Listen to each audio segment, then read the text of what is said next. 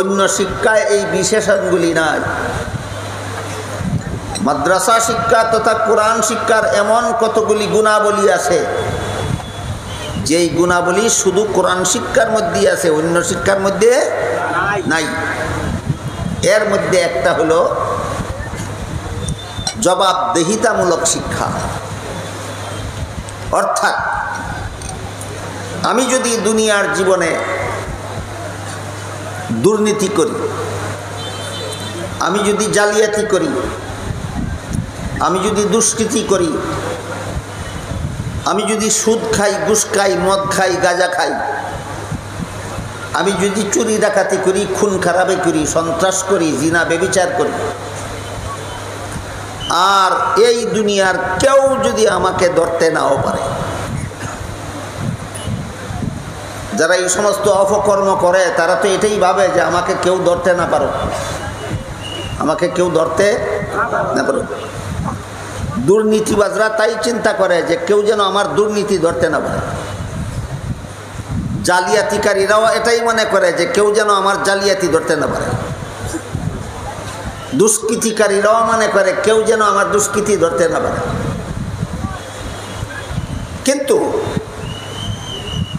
আমি যত রকমের অপকর্ম করি, যত রকমের দুর্নীতি করি, যত রকমের জালিয়াতি করি, যত রকমের অন্যায় অপরাধ করি, যত রকমের জুলুম অত্যাচার করি, জগতের কেউ যদি আমাকে ধরতে নাও পারে, শেষ বিচারের দিন আল্লাহর কাছে জবাব দিতে হবে।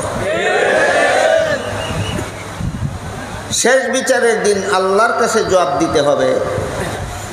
এই অনুভূতি মানুষের অন্তরে দুনিয়ার আর কোনো শিক্ষার দ্বারা জাগ্রত হয় না, একমাত্র কোরআন শিক্ষার দ্বারা জাগ্রত হয়।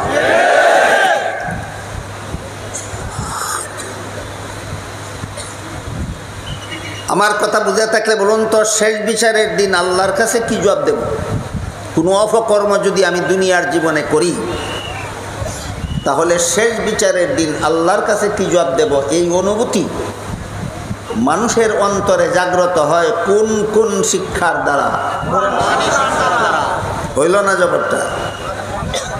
একমাত্র কোরআন শিক্ষার দ্বারা। দুনিয়ার জীবনে আমি যদি কোনো রকমের অপকর্ম করি, আর কোনো শাসন প্রশাসন, কোনো সরকার মহাসরকারও যদি আমাকে ধরতে না পারে, তবুও শেষ বিচারের দিন আল্লাহর কাছে কি জবাব দেব? এই অনুভূতি মানুষের অন্তরে জাগ্রত হয় কোন কোন শিক্ষার দ্বারা?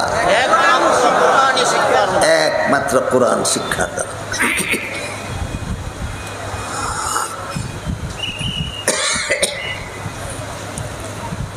কোরআন শিক্ষার সরাসরি যারা কোরআন শিক্ষায় শিক্ষিত,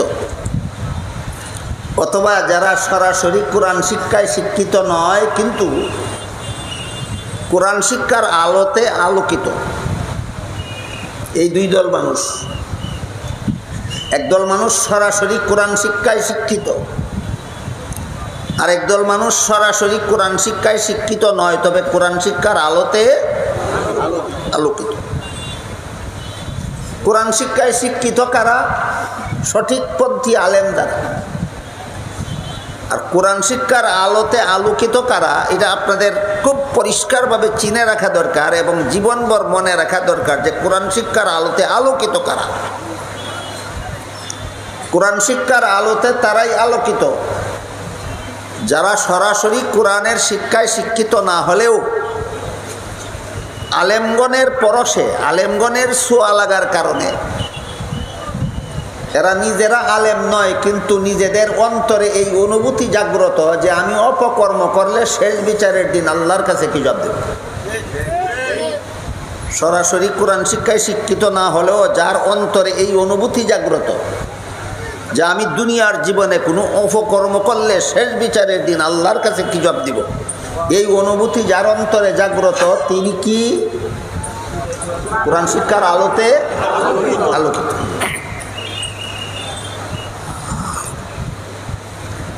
কোরআন শিক্ষার আলোতে যারা আলোকিত এবং সরাসরি যারা কোরআনের শিক্ষা দীক্ষায় শিক্ষিত দীক্ষিত,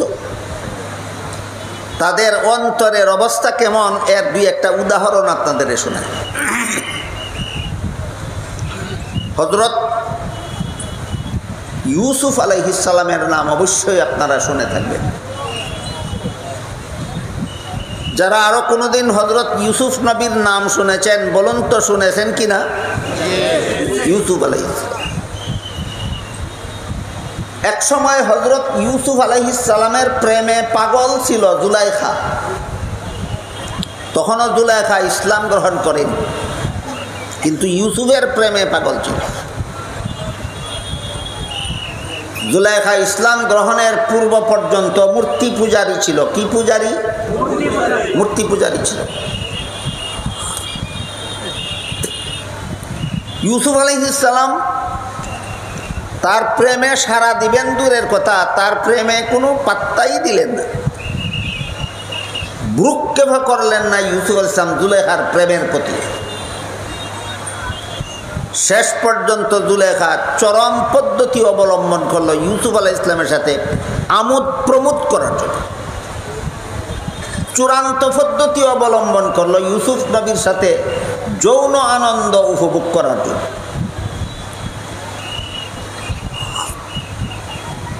আপনারা বলুন তো, নারী পুরুষে পরস্পরে যৌন আনন্দ উপভোগ করা বিয়ে ছাড়া নারী পুরুষের মধ্যে যৌবনের আনন্দ উপভোগ করা হালাল না হারাম? যারা যারা হারাম বলেছেন প্রত্যেকেই কি মাদ্রাসায় লেখাপড়া করে আলেম হয়েছেন? এটা হারাম জানলেন কিভাবে? ওই কোরআন শিক্ষার আলোতে আলোকিত, কোরআন শিক্ষার আলোতে আলোকিত। বর্তমান সমাজে এই কথাটা বলাও খুব কঠিন যে আল্লাহর বিধানে কোরআনের শিক্ষা অনুপাতে বিয়ে ছাড়া নারী পুরুষের যৌবনের আনন্দ উপভোগ করা হারাম। জুলেখা যেহেতু মুসলমানই ছিল না, মূর্তি পূজারী ছিল, এই জন্য জুলেখা ব্যবস্থা গ্রহণ করলো বিয়ে ছাড়াই ইউসুফ আলাইহিস সালামের সাথে যৌন আনন্দ উপভোগ করার ব্যবস্থা করেছিল। একটা খাস কামরা, একটা বিশেষ মহলকে অবসর করল ইউসুফের সাথে, সেই কামরায় আমোদ প্রমোদ করার জন্য। কামরাটাকে সুসজ্জিত করল এবং একাকী হযরত ইউসুফ আলাইহিস সালামকে সেই কামরায় নিয়ে গেল, যেই কামরার ভিতরে ইউসুফ এবং জুলেখা ছাড়া দুনিয়ার আর কোনো মানুষ সেখানে ছিল না। বুঝে থাকলে বলুন তো, কতজন মানুষ ছিল তখন সেই কামরায়? ইউসুফ আর জুলেখা। ইউসুফ হইলেন একজন নবী আর জুলেখা হলো একজন মূর্তি পূজারী। ইউসুফ আলাইহিস সালাম সেই কামরায় ঢুকে দেখলেন কামরার এক পাশে কোনো একটা কিছু পর্দা দিয়ে ঢাকা। জুলেখা কোনো একটা কিছু পর্দা দিয়ে ডেকে রেখেছে। ইউসুফ আলাইহিস সালাম জুলেখাকে জিজ্ঞাসা করলেন, কামরার এক পাশে তুমি একটা কিছু পর্দা দিয়ে ডেকে রেখেছ, কি ডেকে রেখেছ? জুলেখা বলে, আমি যেই মূর্তিটার পূজা করি ওই মূর্তিটা ডেকে রেখেছি। কি ডেকে রেখেছে? যেই মূর্তিটার পূজা করে সেই মূর্তিটা ডেকে রেখেছে। ইউসুফ আলাইহিস সালাম জিজ্ঞাসা করলেন, তুমি তো এটার পূজাই করো, তাহলে আর ডাকার দরকার কি? ডেকে রাখলা কেন? জুলেখা বলে, ডেকে রাখার কারণ হলো এই মুহূর্তে আমি তোমার সাথে ব্যভিচার করব, জিনা করব, তাই যে মূর্তিটার পূজা করি এটার সামনে জিনা করতে আমার লজ্জা হয়। যেই মূর্তিটার পূজা করি এটার সামনে জিনা করতে লজ্জা হয়, এই জন্য এটা রেখে রাখছি। ইউসুফ আলাইহিস সালাম বললেন, তোমার কথায় তো বোঝা যায় যে সামনে জিনা করলে মূর্তিটা দেখে। তাই ইউসুফ আলাইহিস সালাম জুলেখাকে জিজ্ঞাসা করলেন, তুমি আমার সাথে জিনা বেবিচার করবা এই কামরার ভিতরে, এই জন্য তোমার মূর্তি যেন না দেখে মূর্তিটাকে ঢেকে রেখেছ। তাহলে কি তোমার মূর্তিটা আসলেই দেখে? জুলেখা বলেন, না, আমার মূর্তি চোখে দেখে না। ইউসুফ আলাইহিস সালাম জিজ্ঞাসা করলেন, যেই মূর্তি দেখে না তার সামনে জিনা করা আর তার আড়ালে জিনা করাতে তো কোনো বেশ কম নাই।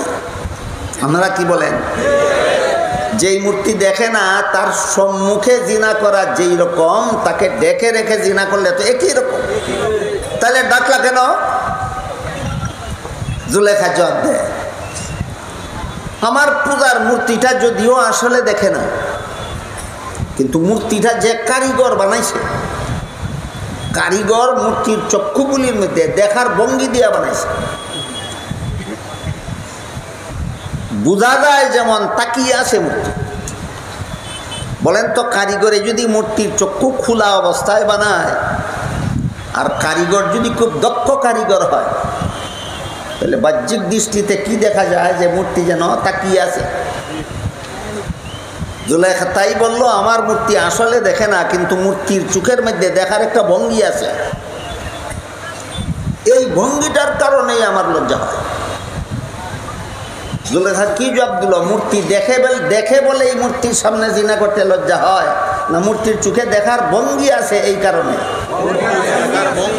এই ভঙ্গিটার কারণেই আমার লজ্জা হয়, এই জন্য মূর্তিটা ডেকে রেখেছি। ইউসুফ আলাইহিস সালাম তখন বললেন,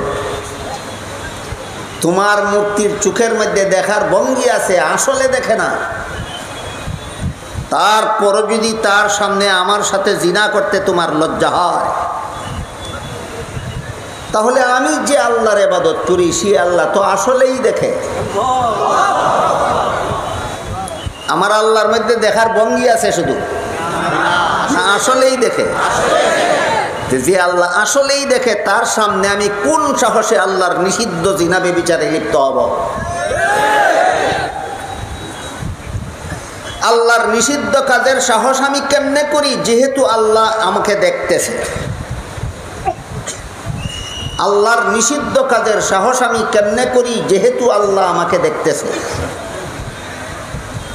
এই রকম অনুভূতি মানুষের অন্তরে কোন কোন শিক্ষার দ্বারা জাগ্রত হয়? একমাত্র কোরআন শিক্ষার।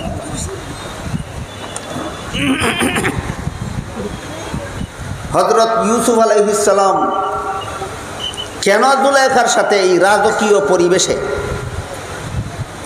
জুলেখার অনুনয় বিনয় সত্ত্বেও অপকর্মে লিপ্ত হতে পারলেন না কেন?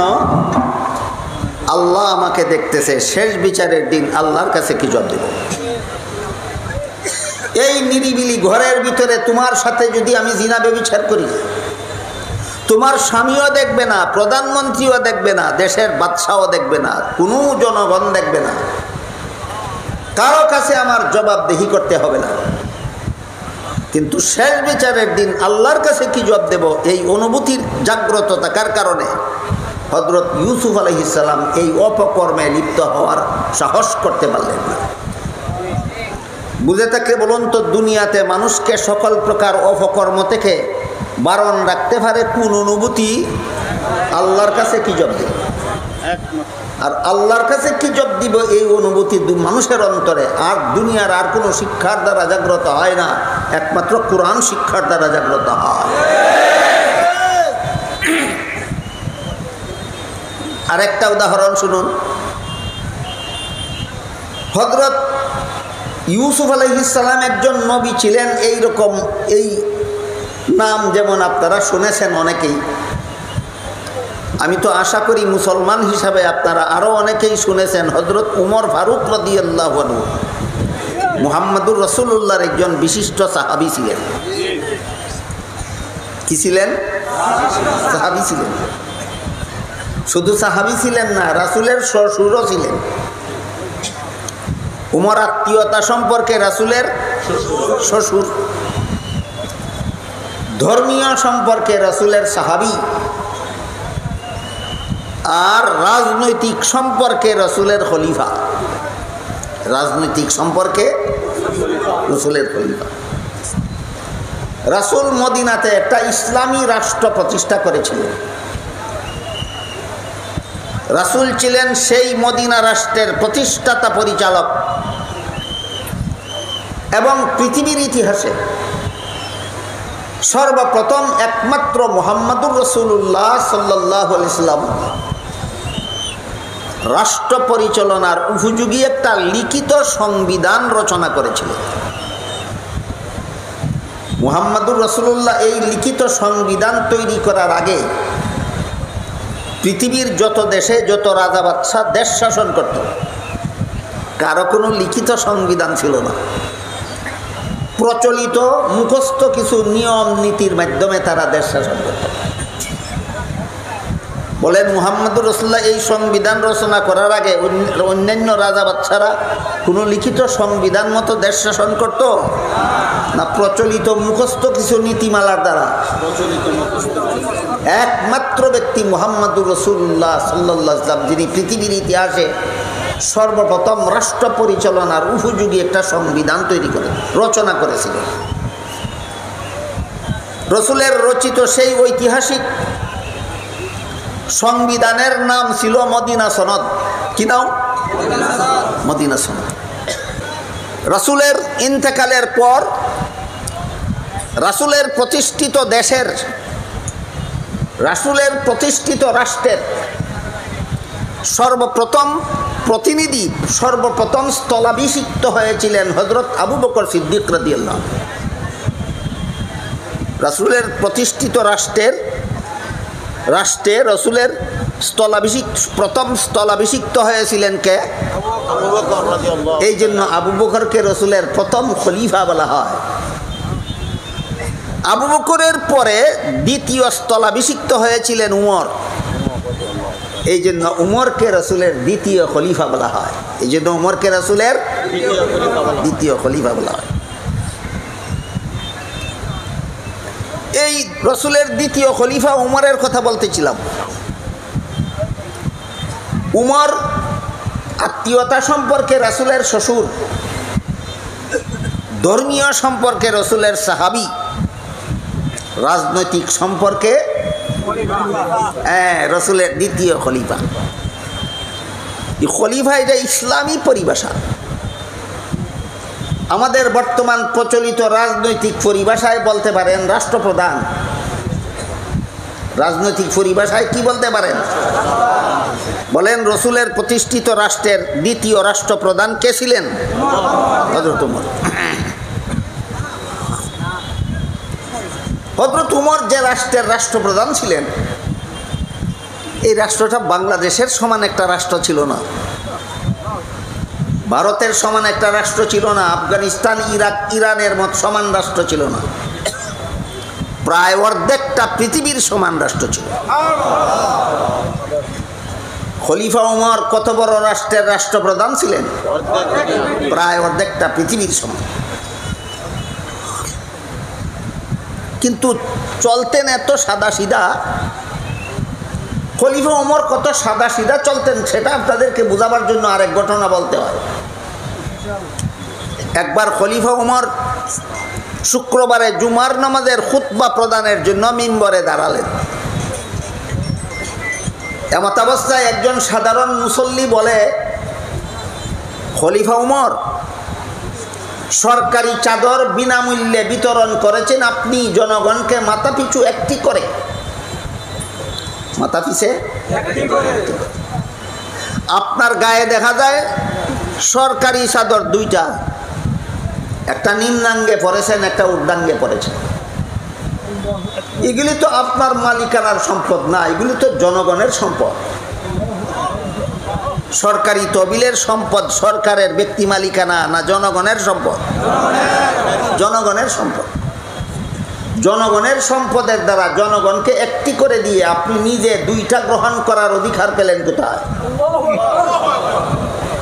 এই প্রশ্নের জবাব না দেওয়া পর্যন্ত আপনার খুতবাও শুনবো না, আপনার পিছনে নামাজও পড়বো না। খলিফা উমর বলেন, তোমার প্রশ্নের জন্য তোমাকে ধন্যবাদ। তোমার মতো পাবলিক যেই দেশে থাকবে সেই দেশের জনগণ মরবে না খাইয়া আর সরকার মরবে ঘি খাইয়া, এমন বৈষম্য হবে না। তাই বলছি, তোমার প্রশ্নের জন্য তোমাকে ধন্যবাদ, কিন্তু দুঃখিত আমি, তোমার প্রশ্নের জবাবটা আমি দিতে পারবো না, আমার ছেলে আব্দুল্লাহকে দিতে হবে। উমরের ছেলের নাম জবাবের দায়িত্ব কার হাতে গেল? ছেলে আব্দুল্লাহর কাছে। ছেলে আব্দুল্লাহ মসজিদের মুসল্লিদেরকে বললেন, ওই প্রশ্নকারী লোকটাকে বললেন, আমার বাবা যেভাবে তোমাদেরকে বিনামূল্যে একটি করে সরকারি চাদর প্রদান করেছেন, ঠিক তেমনিভাবে আমার বাবা নিজেও একটা সরকারি চাদরই গ্রহণ করেছেন, দুইটা নয়। কিন্তু ঘটনা হলো, আমার বাবার এই রিলিফের একটি মাত্র চাদর ছাড়া আর কোনো কাপড়ই নাই। অর্ধেকটা পৃথিবী যে শাসন করে, তার রিলিফের একটা চাদর ছাড়া আর কোনো পোশাকই নাই।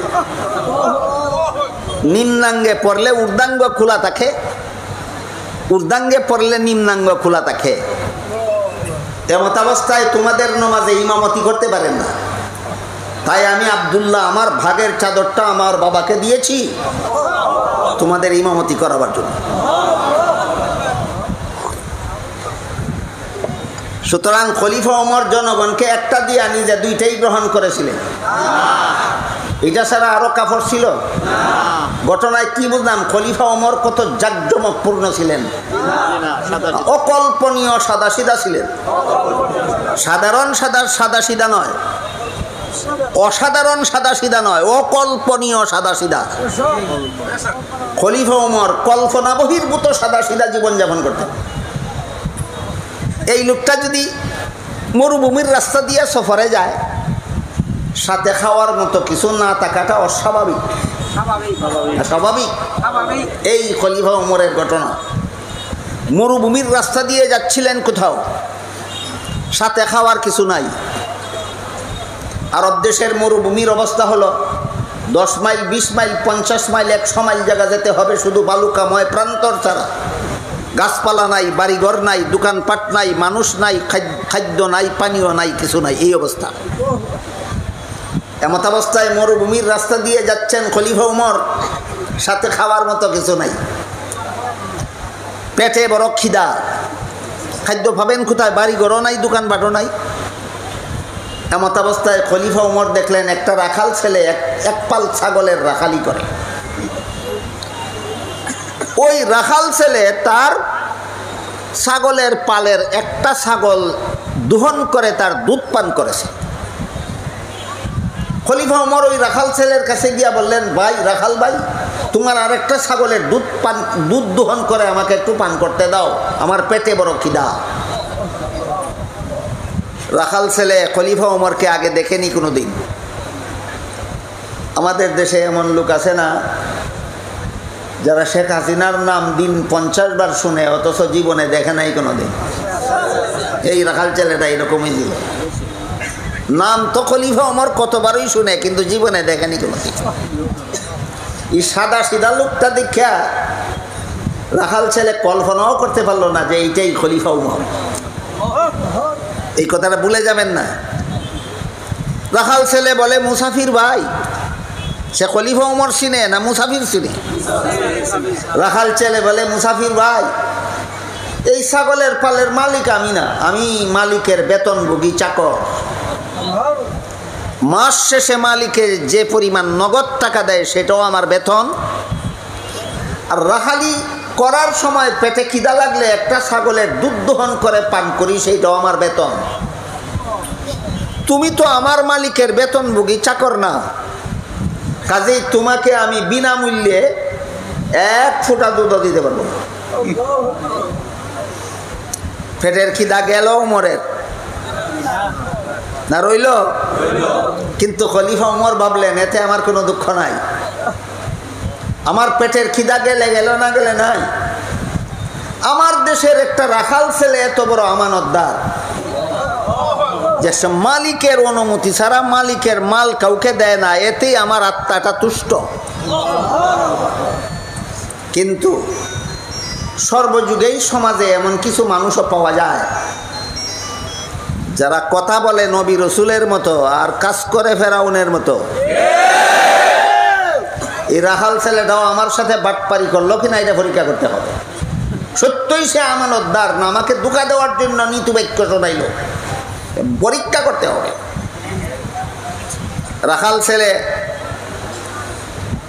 রাখাল ছেলেকে পরীক্ষা করার জন্য খলিফা ওমর বললেন, তাহলে ঠিক আছে, তুমি যদি বিনামূল্যে আমারে দুধ না দাও, একটা দুধের ছাগল আমার কাছে বিক্রি করে ফেলাও, তোমার উপকার, তোমার বেতনের অতিরিক্ত একটা ছাগলের মূল্য তুমি বুক করার সুযোগ পাইলা, আর আমার উপকার এক্ষুনি আমি ছাগল দহন করে তার দুধ পান করবো, আমার পেটের খিদা নিবারণ হবে। তোমারও উপকার আমারও উপকার। রাখাল ছেলে জিজ্ঞাসা করে, মুসাফির ভাই, তোমার কথা মতো একটা দুধের ছাগল তোমার কাছে বিক্রি করে পয়সাটা যদি আমি আত্মসাৎ করে ফেলি, পয়সাটা যদি আমি অবৈধভাবে খাইয়া ফেলি, মালিক যখন গুনে দেখবে ছাগল একটা কম, তখন তো রাখাল হিসাবে আমাকেই জিজ্ঞেস করবে ছাগল একটা কম কেন, মালিককে কি জবাব দেব? মুসাফির লোকটা এই রাখাল ছেলেকে বলে দিল, মালিক যদি জিজ্ঞেস করে ছাগল একটা কম কেন, তুমি বলবা ছাগল একটা বাঘে দৌড়ে নিয়ে গেছে। একটা ছাগল বাঘে দৌড়ে নিয়ে গেলে রাখাল ছেলে ফিরাবার ক্ষমতা রাখে? কাজে তোমাকে আর কৈফিয়ত দিতে হবে না, তুমি বেকসুর খালাস পেয়ে যাও। এই কথা বলার সাথে সাথে রাখাল ছেলে মুসাফির লোকটার উপর দারুণভাবে খেপল। খলিফা ওমরের প্রতি খেপল না মুসাফির লোকটার প্রতি? এত খলিফা ওমর চিনেই না, মুসাফির লোকটা। রাখাল ছেলে বলে, এই বেটা মুসাফির, দাঁড়া, আমার মালিক আমাকে বিশ্বাস করে, আমি মালিকের বিশ্বস্ত চাকর। আমি যদি বলি ছাগল বাঘে ধরে নিয়ে গেছে, মালিক আর কোনো টু শব্দ করবে না, কিন্তু তুই বল, আমি যদি একটা ছাগল তোর কাছে বিক্রি করে পয়সাটা আত্মসাৎ করে ফেলি, তাহলে শেষ বিচারের দিন আল্লাহর কাছে কি জবাব দেব? আমার কথা বুঝে থাকলে বলুন, এগুলি কি মুখস্থ করা পুঁথির কথা না ঐতিহাসিক সত্য? বুঝে থাকলে, ইতিহাসের এই অংশ বুঝে থাকলে বলুন, দুর্নীতি, জালিয়াতি, দুষ্কৃতি, অন্যায়, অত্যাচার, অবিচার, জুলুম, নির্যাতন, জিনা, বেবিচার, খুন খারাপি, সন্ত্রাস, যাই কিছু করি না কেন, দুনিয়ার কোনো মানুষ যদি আমাকে ধরতে নাও পারে, শেষ বিচারের দিন আল্লাহর কাছে কি জবাব দেব, এই ভয় কোন কোন শিক্ষার দ্বারা মানুষের অন্তরে জাগ্রত হয়? একমাত্র কোরআন শিক্ষা। একমাত্র কোরআন শিক্ষা মানুষের অন্তরে শেষ বিচারের ভয় জাগ্রত করে দেয়, যে কারণে মানুষ সৎ মানুষ রূপে গড়ে উঠতে পারে। কোরআন শিক্ষার ছোঁয়া যাদের অন্তরে লেগেছে, কোরআন শিক্ষার পরশ যাদের অন্তরে লেগেছে, তাদের অন্তরেই এই ভয় সর্বদা বিরাজমান থাকে যে আমি যে কোনো রকমের অপরাধমূলক কাজ করি না কেন, দুনিয়ার কোনো মানুষ আমাকে ধরতে না পারলেও আমি শেষ বিচারের দিন আল্লাহর কাছে কি জবাব দেব। সুতরাং এই অনুভূতি যার অন্তরে জাগ্রত হবে না, সে যত বড় শিক্ষিত হবে তত বড় দুর্নীতিবাজ হতে বাধ্য। যত বড় শিক্ষিত হবে তত বড় দুর্নীতিবাজ হতে বাধ্য। শেষ বিচারের অন্তরে, শেষ বিচারের ভয় অন্তরে না থাকলে যে শিক্ষিত হলেও দুর্নীতিবাজ হতে বাধ্য। এর একটি ঘটনা বলি শুনুন, এটা আমার জীবনের বাস্তব ঘটনা। আজ থেকে মনে হয় প্রায় 40 বছর আগের ঘটনা হবে। ব্রাহ্মণবাড়িয়া এলাকার এক মাহফিল শেষে বাড়ি যাওয়ার জন্য, রেলগাড়িতে বাড়ি যাওয়ার জন্য রেল স্টেশনে গেলাম। গিয়া দেখি টিকিট কাউন্টার বন্ধ হয়ে গেছে, রেলগাড়ি ছেড়ে দিচ্ছে, চলে যা। কোনো রকম গাড়িতে উঠা যাবে, কিন্তু টিকিট নেওয়ার সুযোগ নেই। আমি টিকিট না নিয়েই রেলগাড়িতে চড়লাম। সরকারের পক্ষ থেকে রেলগাড়িতে কেউ বিনা টিকিটে চড়লে তার কাছ থেকে ভাড়া নিয়ে তাকে টিকিট বানিয়ে দেওয়ার মতো সরকারি কর্মচারী নিযুক্ত থাকে কিনা? আমি তার কাছে বললাম, ভাই আমি টিকিট নিতে পারিনি, আমি বিনা টিকিটে রেলগাড়িতে চড়েছি, আপনি আমাকে একটা টিকিট বানিয়ে দিন আর যা ভাড়া হয় আমার কাছ থেকে নিয়ে যান। তিনি একটু রাগান্বিতভাবেই আমাকে বলবেন টিকিট বানিয়ে দেওয়া যাবে না, অথচ সরকার তারা বেতন দেয় টিকিট বানিয়ে দেওয়ার জন্য। আমাকে জবাব দিল যে টিকিট বানিয়ে দেওয়া যাবে না। আমি জিজ্ঞেস করলাম কেন?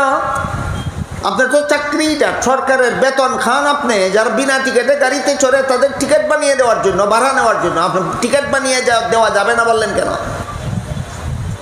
উনি বলেন টিকিট বানিয়ে দিলে শুধু ভাড়া দিলে হবে না, বিনা টিকিটে রেল চড়ার জরিমানাও দিতে হবে। আমি বললাম ঠিক আছে, যা ভাড়া হয় তাও দেব, যা জরিমানা আসে তাও দেব, সব নেন, আমার টিকিট বানিয়ে দেন।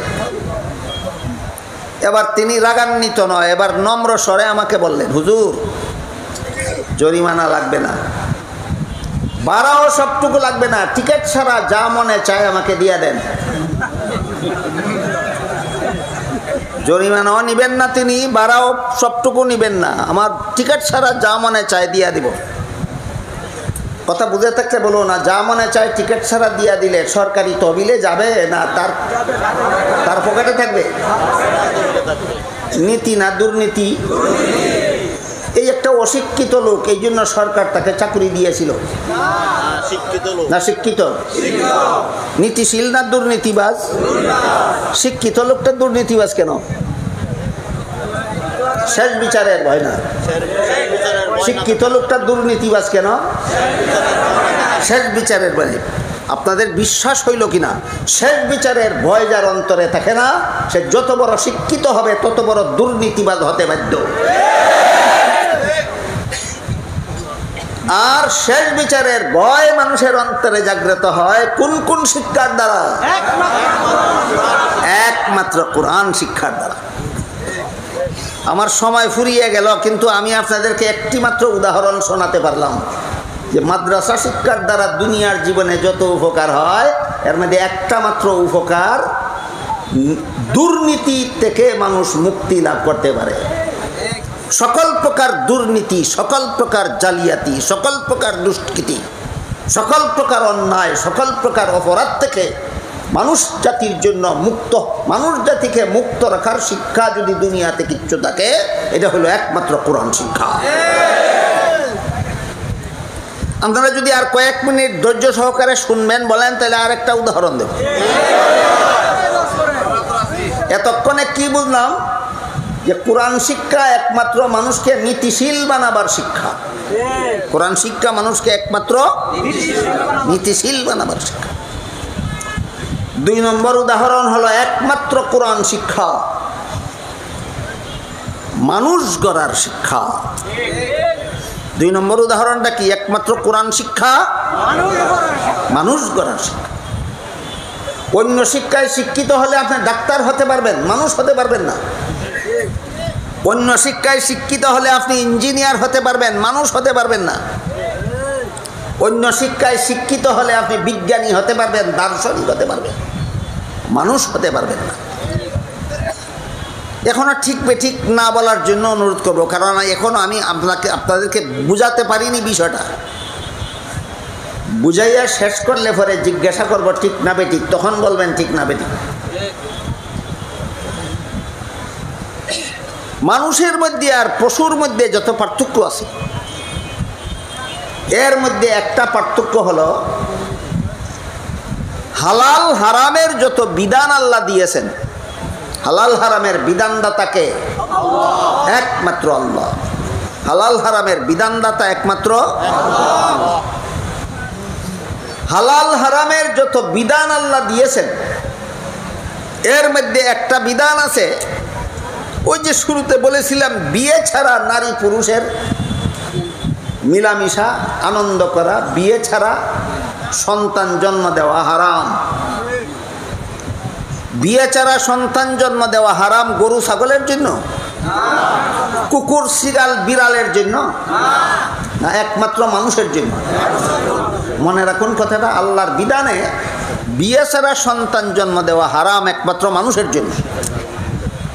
বিয়ে ছাড়া সন্তান জন্ম দেওয়া হারাম আল্লাহর বিধানে একমাত্র মানুষের জন্য। এই হারামকে যদি কেউ হারাম মানে না, কেউ যদি মনে করে বিয়ে ছাড়া সন্তান জন্ম দেওয়া হারাম নয়, তাহলে তার মধ্যে আর পশুর মধ্যে কোনো পার্থক্য থাকে না। তার মধ্যে আর পশুর মধ্যে কোনো পার্থক্য থাকে না। বিষয়টা বোঝাবার জন্য আপনাদেরকে একটি উদাহরণ দিচ্ছি, শুনুন। আমার জানা মতো বর্তমান দুনিয়াতে যত ইহুদি খ্রিস্টানের দেশ আছে, সবগুলি দেশের শিক্ষা ব্যবস্থা আমাদের বাংলাদেশের চেয়ে অনেক অনেক বেশি উন্নত মানের।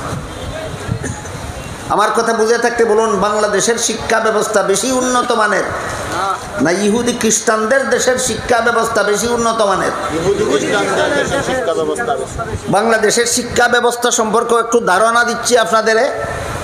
ইহুদি খ্রিস্টানদের শিক্ষা ব্যবস্থা সম্পর্কে একটু ধারণা দিচ্ছি পরবর্তী কথাগুলি বোঝার জন্য।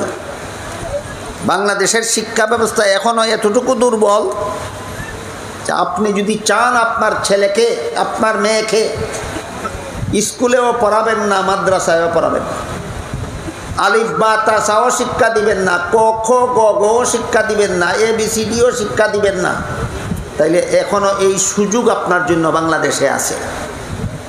এখনও এই সুযোগ আছে। কিন্তু বর্তমান দুনিয়ার ইহুদি খ্রিস্টানদের দেশে একটা মা বাবার জন্য এই সুযোগ নাই। প্রত্যেকটা পিতামাতা তাদের সন্তানকে 7 বছর বয়সে স্কুলে লেখাপড়া করার জন্য ভর্তি করাতেই হয়, 17 বছর বয়স পর্যন্ত লেখাপড়া চালাতেই হয়। কোনো পিতামাতা যদি তার সন্তানকে 7 বছর থেকে 17 বছরের ভিতরে লেখাপড়া বন্ধ করে, সরকার মা বাবাকে জেলখানায় বন্দি করে রেখে ওই মা বাবার সন্তানকে সরকার নিজ দায়িত্বে লালন পালন করে লেখাপড়া শেখায়। আমার কথা বুঝে থাকলে বলুন, আপনাদের দেশের শিক্ষা ব্যবস্থা বেশি শক্তিশালী না ইহুদি খ্রিস্টানদের দেশের শিক্ষা ব্যবস্থা বেশি শক্তিশালী? এবার শুনুন তাদের মনুষ্যত্বের অবস্থা। ওরা অশিক্ষিত না শিক্ষিত? এখনো বাংলাদেশে কিছু না কিছু মানুষ আঙ্গুলে গোনার মতো হইলেও অশিক্ষিত পাওয়া যেতে পারে। আমি আমার এই জীবনে দেখেছি অনেক মানুষ জমি জমা বেচা কিনা করলে দস্তখত করতে পারে না, বাম হাতের বৃদ্ধাঙ্গুল দিয়ে টিপ দিয়ে জমি জমা বেচা কিনা করে। এরকম মানুষ ইহুদি খ্রিস্টানদের দেশে একজনও নাই। তাহলে আমরা বেশি শিক্ষিত না তারা বেশি শিক্ষিত? তারা বেশি শিক্ষিত। এবার শুনুন তাদের মনুষ্যত্বের অবস্থা।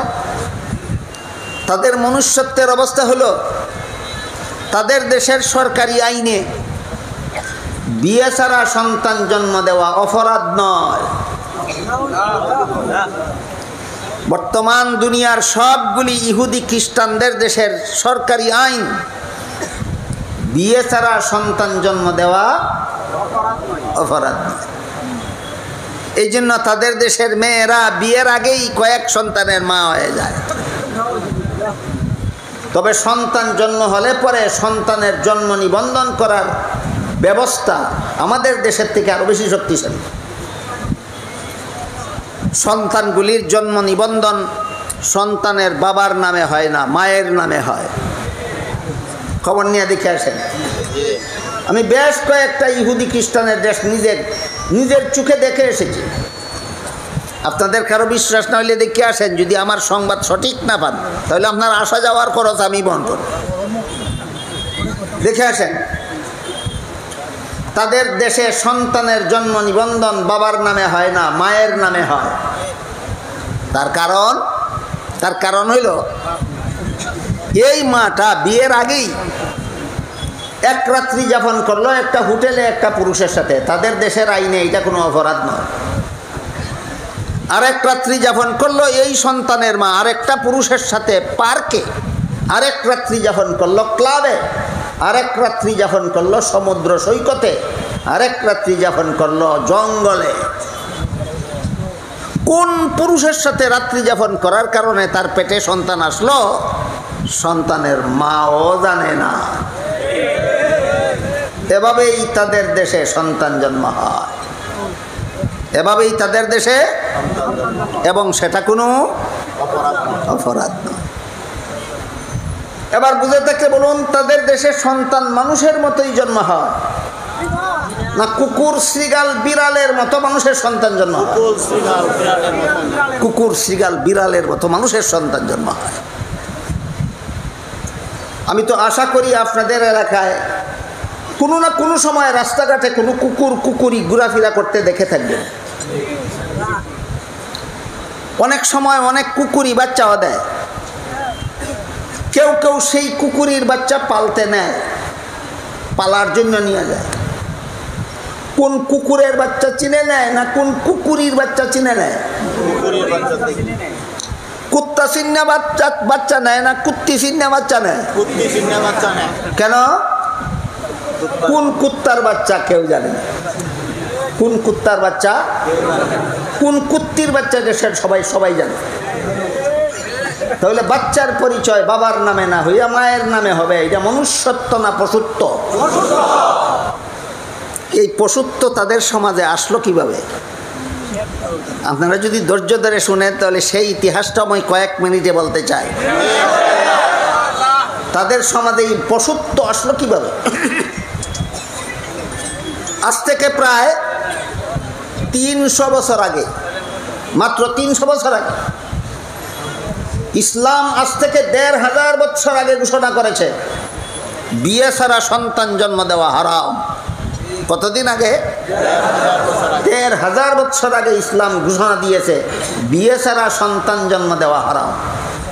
কিন্তু ইহুদি খ্রিস্টানরা তো কোরআন জানেও না মানেও না।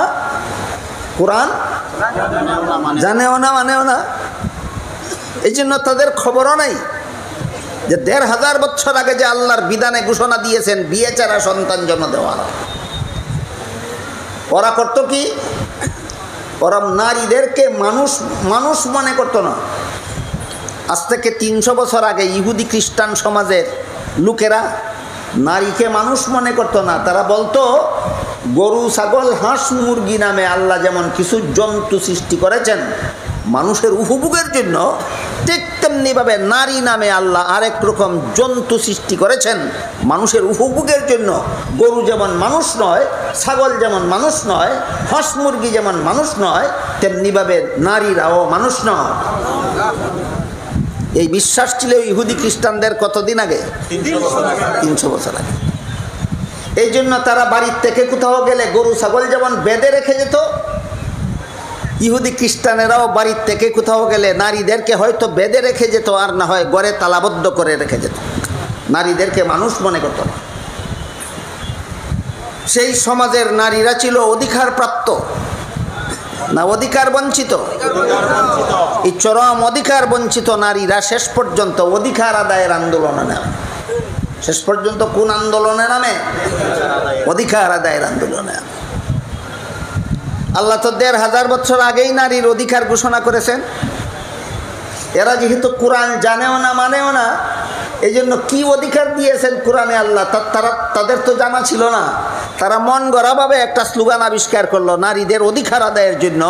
সেই স্লোগানটা হলো নারীদের জন্য পুরুষের সমান অধিকার চাই। নারীদের জন্য পুরুষের সমান অধিকার চাই। ইসলাম নারীদেরকে পুরুষের সমান নয়, হয়তো অগ্রাধিকার আর না হয় একচেটিয়া অধিকার দান করে। আমার কথা বুঝে থাকলে বলুন, ইসলাম নারীদেরকে পুরুষের সমান অধিকার দেয় না অগ্রাধিকার অথবা একচেটিয়া অধিকার? দুইটা উদাহরণ দেব, বেশি কথা বলার সময় নাই আমার হাতে। ইসলামের বিধান মতে কোনো বাবার ঘরে যদি একটা ছেলে সন্তান জন্ম হয়, ছেলেটাকে লালন পালন করা বাবার দায়িত্ব হয়। কতদিন? ছেলেটা নাবালক থাকবে যতদিন। ছেলে সাবালক হলে পরে ইসলামের বিধানে ওই ছেলেকে লালন পালন করা বাবার দায়িত্ব নয়। কোনো বাবা যদি সাবালক ছেলেকে লালন পালন করে সেটা হবে ছেলের প্রতি বাবার দয়া। কিন্তু এই বাবার ঘরেই যদি একটা মেয়ে সন্তান জন্ম হয়, ইসলামের বিধান বলে নাবালক সাবালক প্রশ্ন নাই, যতদিন পর্যন্ত মেয়ের বিয়ে না হবে ততদিন পর্যন্ত মেয়েকে বাবাই লালন পালন করতে হবে। বিধানগুলি বুঝে থাকলে বলুন, ইসলামের বিধানে জীবনের শুরুতেই বাবার সম্পদে লালিত পালিত হওয়ার অধিকার ছেলে মেয়ের সমান না মেয়ের অগ্রাধিকার? এই অধিকার মেয়েদেরকে ইসলাম কতদিন আগে দিছিল? আর সমান অধিকার ইহুদি খ্রিস্টানেরা কতদিন আগে চাইল? 1500 বছর আগে। আগের থেকে যেখানে অগ্রাধিকার প্রতিষ্ঠিত, সেখানে এই বুকারা সমান অধিকার চায় কেন? কারণ এরা কোরআন জানেও না, বঞ্চিত হয়েছে। কোরআন না শিখলে কত বড় ভাগ্যবান হওয়া যায়, বুঝতে পারছেন কিছু? কোরআন না জানলে কত বড় ভাগ্যবান হওয়া যায়, গেল অগ্রাধিকারের উদাহরণ। তারপরে দেখুন, একটা ছেলের সাথে একটা মেয়ে বিবাহ বন্ধনে আবদ্ধ হলো। এই বিবাহ বন্ধনের বিনিময়ে মেয়ে ছেলেকে একটা পয়সাও দিবে না। ইসলামের বিধান মতো শুধু ছেলে তার স্ত্রীকে মুহারানা দিতে হবে। এটার নাম সমান অধিকার, একচেটিয়া অধিকার। সারা জীবনের খোরাকি কে দিবে কাকে? স্বামী দিবে স্ত্রীকে। যে সমান অধিকার না একচেটিয়া অধিকার? সারা জীবনের পোশাক কে দিবে কাকে? স্বামী দিবে স্ত্রীকে। মেয়েদের একচেটিয়া অধিকার। সারা জীবন বসবাস করার মতো বাড়িঘর কে দিবে কাকে? স্বামী দিবে স্ত্রীকে। এটা নারীদের একচেটিয়া অধিকার। সুতরাং ইসলামে নারী পুরুষ সমান অধিকার নয়, পুরুষের উপর নারীর হয়তো অগ্রাধিকার আর না হয় একচেটিয়া অধিকার। এই অধিকার মহিলাদেরকে ইসলাম কবে দিল? ইহুদি খ্রিস্টানের নারীরা সমান অধিকার কবে চাইল? চাইতে গিয়ে এই ঠগা খাইল। পাইতে ঠগা না চাইতে ঠগা? পাইতে ঠগা না চাইতে ঠগা, এটা কিভাবে বুঝাবো আপনাদেরকে? ধরুন আপনার একটা কাপড়ের দোকান আছে দুবাউরা বাজার আছে দুবাউরা, আপনার একটা কাপড়ের দোকান আছে।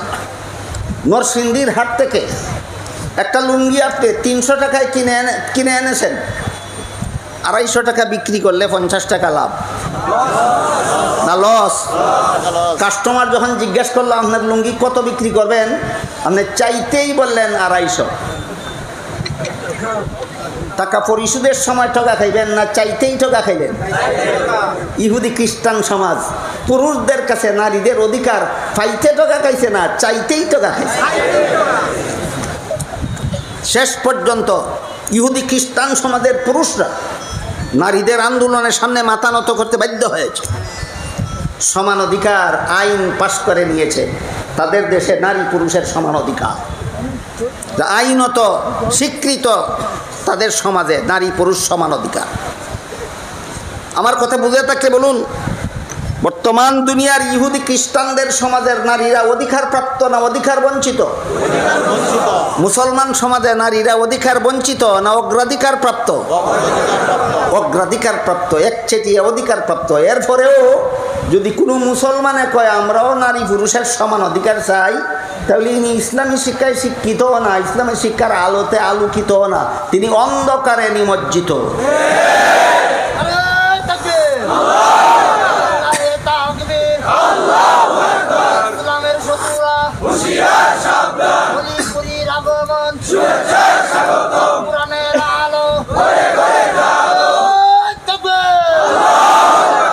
মুহতারাম হাজিরিন, আমার কথা বুঝে থাকলে বলুন তো, বর্তমান দুনিয়ার ইহুদি খ্রিস্টানদের দেশে এই যে নারী ও পুরুষের সমান অধিকার আইন পাশ হইল, এর ফলাফল কি হইল? ফলাফল হইল একটা পুরুষ যদি সারা রাত একা একা ক্লাবে থাকতে পারে, একটা নারীকেও সেই অধিকার দিতে হবে। একটা পুরুষ যদি সারা রাত হোটেলে থাকতে পারে, একটা নারীকেও সেই অধিকার দিতে হবে। একটা পুরুষ যদি সারা রাত সমুদ্র সৈকতে থাকতে পারে, নারীকেও সেই অধিকার দিতে হবে। একটা পুরুষ যদি একা একা সারা রাত জঙ্গলে থাকতে পারে, নারীকেও দিতে হবে, যেহেতু সমান অধিকার। এই সমান অধিকারের বিস্ফল যা হওয়ার তাই হলো। পুরুষ নারী নির্বিশেষে যার যখন মনে চায় যেখানে সেখানে, হাটে ঘাটে, শহরে বন্দরে, যেখানে সেখানে বিচরণ করতে করতে মহিলা একদিন এক পুরুষের সাথে মিলিত হয় হোটেলে, মহিলা বিয়ের আগেই আরেকদিন আরেক পুরুষের সাথে মিলিত হয় পার্কে, আরেক পুরুষের সাথে মিলিত হয় ক্লাবে, আরেক পুরুষের সাথে মিলিত হয় সমুদ্র সৈকতে, আরেক পুরুষের সাথে মিলিত হয় জঙ্গলে। ফলে তার গর্ভে কোন পুরুষের সন্তান আসলো নিজেও জানে না। এই জন্য তাদের দেশের সন্তানের জন্ম নিবন্ধন বাবার নামে হয় না, মায়ের নামে হয়। মায়ের নামে সন্তানের জন্ম নিবন্ধন হওয়াটা যে সমান অধিকারের বিস্ফল। সমান অধিকারের অর্জন হইল মনুষ্যত্ব না অর্জন হইল পশুত্ব? শিক্ষার অভাবে না কোরআন শিক্ষার অভাবে? সুতরাং কোরআন শিক্ষার দ্বারা দুনিয়ার জীবনে যত উপকার হয়, এর মধ্যে 1 নম্বর ছিল কি? সততা রক্ষা। 2 নম্বর হইল মনুষ্যত্ব রক্ষা। মানুষ যদি মানুষ হতে হয়, কোরআন শিক্ষায় শিক্ষিত না হলেও অন্তত কোরআন শিক্ষার আলোকে যদি তুমি আলোকিত না হও, তাহলে তাদের মতো পশু হতে তুমি বাধ্য। এই তাৎপর্যটা বোঝাবার জন্যই আল্লাহ পাক রব্বুল আলামিন কোরআন শিক্ষা সম্পর্কে কোরআনে বলেন, আর রহমানু আল্লামাল কুরআনা খালাকাল ইনসান। আর রহমান হলো প্রথম আয়াত এই সূরার নাম সূরায়ে রহমান।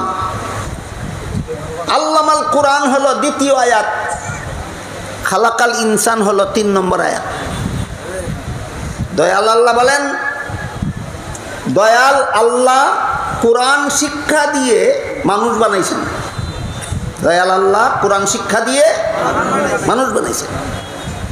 বলুন তো আপনারা, মানুষ বানাইলেন আগে না কোরআন শিক্ষা দিলেন আগে? বানাইবার আগে শিক্ষা দেওয়া যায়? আপনি কোনো সন্তান জন্ম না দিয়া শিক্ষা দেন তো? আবারও বলুন, আল্লাহ মানুষ কোরআন শিক্ষা দিয়েছেন আগে না মানুষ বানাইছেন আগে? মানুষ। তাহলে তো বলার দরকার ছিল মানুষ বানাইয়া কোরআন শিখাইছি। না না, আল্লাহ বলেন না, আল্লাহ বলেন কোরআন শিখাইয়া মানুষ বানাইছি। কেন? আল্লাহর দৃষ্টিতে মানুষের বংশে জন্ম হলেই মানুষ হয় না, আল্লাহর দৃষ্টিতে কোরআনের হালাল হারাম মানলে মানুষ হয়। কাজেই কোরআন শিক্ষা একমাত্র মানুষ গড়ার শিক্ষা। আর 2-3 মিনিট যদি শুনবেন বলেন, তাহলে আমাদের বাংলাদেশের শিক্ষা সম্পর্কে একটু কথা বলি। এতক্ষণ ইহুদি খ্রিস্টানদের দেশের শিক্ষার কথা শুনলেন, নিজেদের দেশের শিক্ষার কথা একটু শুনুন।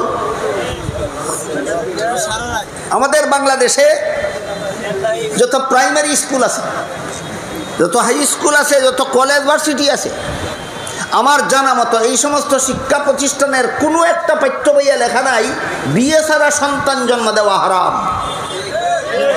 না প্রাইমারি স্কুলের কোনো বইয়ে লেখা আছে, না হাই স্কুলের কোনো বইয়ে লেখা আছে, না কলেজের কোনো বইয়ে লেখা আছে, না ভার্সিটির কোনো বইয়ে লেখা আছে। লেখা আছে একমাত্র মাদ্রাসার পাঠ্য কিতাবে, বিয়ে ছাড়া সন্তান জন্ম দেওয়া হারাম। বলুন কোন শিক্ষা প্রতিষ্ঠানের পাঠ্য বইয়ে লেখা? স্কুল কলেজ ভার্সিটির পাঠ্য বইয়ে লেখা নাই। কেন লেখা নাই সেই প্রশ্ন ভিন্ন।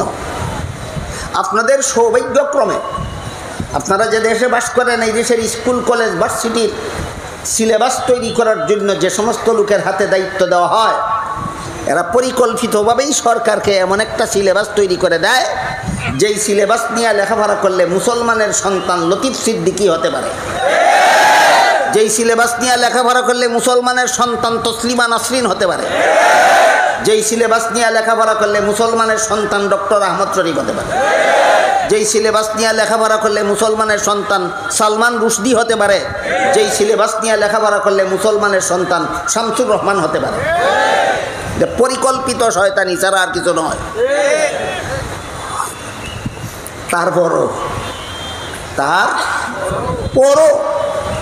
তারপরও বাংলাদেশের প্রাইমারি থেকে নিয়ে ভার্সিটি পর্যন্ত কোনো একটা শিক্ষা প্রতিষ্ঠানের পাঠ্য বইয়ে বিয়ে ছাড়া সন্তান জন্ম দেওয়া হারাম কথাটা লেখা না থাকা সত্ত্বেও আমার ধারণা মতে বাংলাদেশের স্কুল কলেজ ভার্সিটি পড়ুয়া প্রতি লাখ মুসলমান ছাত্রছাত্রীদের মধ্যে 99,999টা ছাত্রছাত্রী মনে প্রাণে বিশ্বাস করে বিয়ে ছাড়া সন্তান জন্ম দেওয়া হারাম।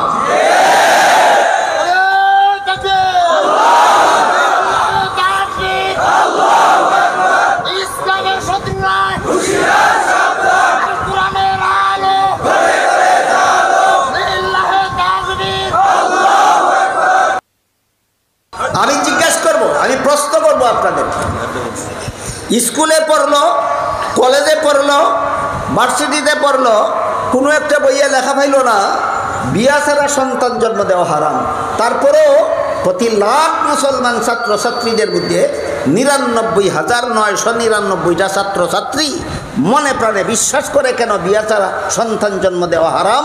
এরা কোরআন শিক্ষায় শিক্ষিত না কোরআন শিক্ষার আলোতে আলোকিত? এই আলো বাংলাদেশের স্কুল কলেজ ভার্সিটিতে কোরআন শিক্ষার এই আলো প্রবেশ করেছে ইহুদি খ্রিস্টানদের দেশ থেকে না বাংলাদেশের মাদ্রাসা থেকে? চিন্তা করে দেখুন বাংলাদেশের মাদ্রাসা শিক্ষার আলো বর্তমানেও এখনো পর্যন্ত কত সুদূর প্রসার, এখনো পর্যন্ত কত সুদূর প্রসার। স্কুল কলেজ ভার্সিটি পড়ুয়া প্রতি লাখ মুসলমান ছাত্রছাত্রীদের মধ্যে আমি বলেছি 99,999 জন ছাত্রছাত্রী সরাসরি কোরআন শিক্ষায় শিক্ষিত না হলেও কোরআন শিক্ষার আলোতে আলোকিত হওয়ার কারণে এরা মনে প্রাণে বিশ্বাস করে বিয়ে ছাড়া সন্তান জন্ম দেওয়া হারাম। লাখের থেকে বাদ গেল কজন? একজন। এই একজন বাদ দিলাম কেন? একজন বাদ দিছি লতিফ সিদ্দিকীদের জন্য, এই একজন বাদ দিয়েছি সালমান রুশদিদের জন্য, একজন বাদ দিয়েছি ডক্টর আহমদ শরীফদের জন্য, একজন বাদ দিয়েছি তসলিমা নাসরিনদের জন্য। তসলিমা নাসরিন অশিক্ষিত একটা ডাক্তার, শিক্ষিত। এখানে কোনো স্কুল কলেজের ছাত্র থাকলে আবার মনে মনে ভাববে যে হুজুরে ব্যাকরণ বুঝে না। তসলিমা নাসরিন তো একটা মহিলা, এটা তো শিক্ষিত তা বলা দরকার ছিল, আমি শিক্ষিত তো বলেছি। তসলিমা নাসরিন একটা পুরুষ না মহিলা? তাহলে মহিলা যদি শিক্ষার গুণে গুণান্বিত হয় তাহলে তাকে শিক্ষিত বলে না তা বলে? তা বলে। আমি তো বলেছি। এই জন্য কোনো স্কুল কলেজের ছাত্র ভাবতে পারে হুজুরে বাংলা ব্যাকরণ বুঝে না, এই জন্য মহিলাটাকে শিক্ষিত তা বলা দরকার ছিল, শিক্ষিত বলে ফেলেছে। শিক্ষিতা হইল স্ত্রীলিঙ্গ আর শিক্ষিত হইল পুরুষলিঙ্গ।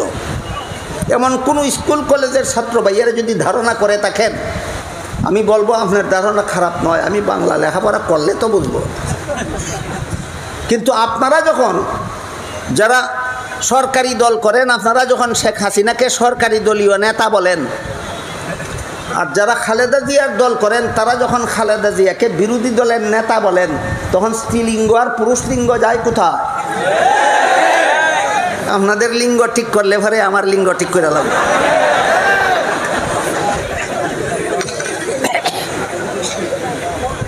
এবার বলুন, তসলিমা নাসরিন একটা অশিক্ষিত মহিলা না শিক্ষিত মহিলা? শিক্ষিত মহিলা। সে অপর পক্ষ বইয়া লেখে, আমার পেট আমার শরীরের অঙ্গ, আমার স্বামীর শরীরের অঙ্গ নয়, সুতরাং আমার স্বামীর অধিকার নাই তার ইচ্ছা মতো আমার পেটে বাচ্চা জন্ম দেওয়া। আমি কার কাছ থেকে পেটে বাচ্চা নেব না নেব সেটা আমার অধিকার। একটা পুরুষকে স্বামী বানাইয়া পেটে বাচ্চা নেবে না, যার কাছ থেকে মনে চায় তার কাছ থেকে বাচ্চা পেটে নেবে। এমন পেটের জন্য মানুষের দরকার হয় না কুত্তিরও থাকে? তাহলে তসলিমার পেটে আর কুত্তির পেটে ব্যবধান কত? নাই কেন? লোকটা অশিক্ষিত না শিক্ষিত? শিক্ষিত হওয়ার পর মানুষ হতে পারলো না জানোয়ার? শিক্ষিতটা জানোয়ার কেন? আল্লাহ আগেই বলে দিয়েছেন, আর রহমান আল্লামাল কোরআন খালাকাল ইনসান। কোরআন শিক্ষার ছোঁয়া না পাইলে মানুষ হতে পারে না, জানোয়ার তাকে। সুতরাং মনুষ্যত্বের পশুত্বের অভিশাপ থেকে মুক্তি পেয়ে মনুষ্যত্ব অর্জন করার জন্য পৃথিবীর বুকে কোরআন শিক্ষার কোনো বিকল্প নয়। আল্লাহ আপনাদেরকে আমাদেরকে কোরআন শিক্ষার দুনিয়াবি উপকারিতা জানার, বুঝার এবং এই মন মানসিকতা গড়ে তোলার সৌভাগ্য দান করুন। সবাই বলুন আমিন।